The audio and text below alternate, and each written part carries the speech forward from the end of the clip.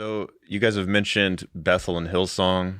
There was a blog that came out recently, and the blog was saying that like, hey, we're no longer going to sing any song by Bethel, no longer going to sing any song by Hillsong, because they both preach false gospels and they both have bad doctrine. She didn't name the false, like what was false about the gospel to my recollection, or like what was bad doctrine. I think that it maybe was just that it was charismatic. I'm not sure. But anyway, she said she wasn't going to do that. And she got a whole lot of shares, whole lot of comments, a whole lot of affirmation. Of course, she also got a lot of non-affirmation too. Just put it out there. Non-affirmation? So whatever the opposite of affirmation is. Yes. Hate. I'm going to start saying that to my wife. I feel like you're really non-affirming You're anti-affirming. How does that work into the whole love languages? Is it like, okay, and I don't want to put it all on Bethel Hillsong, but because I don't expect you I'm not trying to get you to make a cultural comment on specific churches.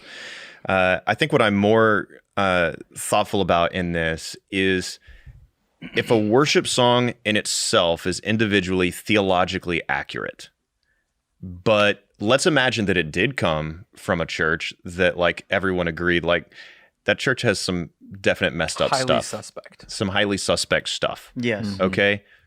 Is it okay to sing a song that comes from a church that, or from a worship leader? Like let's say Gungor, is it Michael Gungor? Yeah. Who's Gungor? Gungor. Okay. That would be his superhero name. Gungor. He's going to have a cape in his next photo. I don't know. I've seen a few of his tweets. Looks to me like he's apostatized, right? Like, yeah, he's kind of, I think he might have jumped ship. Yeah. Okay. But then here I am going back to a specific individual, but he's saying beautiful things, right? Yep. Like he wrote that song. So I'm just trying to say, broader than him or either of those churches, if there's somebody or a group that has any sort of suspiciousness about them, does that come into play in which music we choose? Man, I think that just takes pastoral discernment. You know, if knowing your body, and if you're planting a church in let me think of a town in Auburn, Alabama, and you just planted a church, and the average age there is like 19. Then I think I may do something, make a different decision than I would for our church here, average age, 38 or whatever it is. I don't know. Because, John MacArthur would probably be the heavy, come with some heavy on this, right? Like, are you asking me if John MacArthur is opinionated about worship music? Right. Yeah. Yes. Okay. Yes, he is. So Shane and I just led at his At Master's College. at one of their Nice. conferences, and John's in the front row, and all the guys that are wearing all the suits and things. Did he lift holy hands? Well, so I'm walking might have. up on Really? stage, and I realized that my first song was a Bethel song, Nice. Oh yeah. and so I'm texting the guy that brought us in, and I'm like, dude, I just realized it's first, and I'm literally walking on stage. Yeah. And we did it. Nobody cared. And, Nice. And I'm pretty sure John MacArthur loved that song. Mm-hmm. And he set up systems to regulate where songs come from and how. They have systems. They're very systematic. And Shocker. we've done that song "Goodness of God" at our church a ton, and it's been super sweet and helpful. Yeah. And I don't think anybody would in our congregation they would know. That's why I say if you're shepherding 19-year-olds and all you sing is Bethel songs or something, or Hillsong songs or whatever. I'm not even having the conversation of like a theology of if you're singing something that comes from one place, maybe that would send them there eventually or make them curious. In our context, it doesn't do that. Like we have a big church. We've just had a couple of emails, of people getting into this conversation of like, is Bethel, we're singing these songs and this happens. And for the most part, man, I don't even know what they're talking about.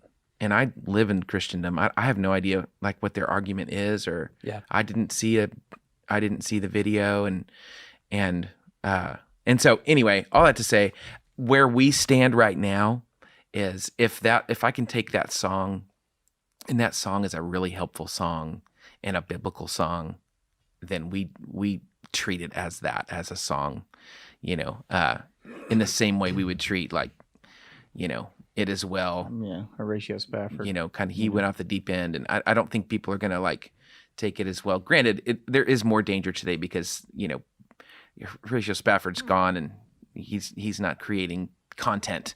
Sure. Right. But we do treat it song by song for sure. Okay. Yeah, That's good. It's interesting. I just don't know if that to please piggyback off that. I don't know if in our churches, I don't know if people are reading the small line on CCLI and saying, "Oh, that's Bethel Church. I'm going to go podcast their services." Right. I don't think I would assume most people. You would say the danger is small. I'd see the danger is most small. of your people would and shop even at, if they, and hopefully we're training them up in our flock to be able to smell some things that aren't maybe it asks a good question. Hey, they said that we can end racism with a staff and calling it done because that's what Gandalf did. I mean, is that do you feel like that's in the Bible? We'd be like, no. Right. That's not, Yeah. They probably wish that didn't happen. No. Right. You know what I mean? I love Bill's face in that video. He's like, is someone going to screen this? Am I going to be the guy? Like his face, he is so worried in that moment. Like, this is going to be on YouTube in 5 seconds. He knows it. And so I'm just like, if somebody sees that and be like, we need to do that, we have an opportunity to say, we probably shouldn't do that. Yeah. Because this is why that would be not a good idea. Thing. Yeah. Right. I'm pretty sure that lady had that same conversation once they walked off stage. Yeah. We're probably not going to do this again, and this is why. Well, on the subject of Bethel Church and their worship music training.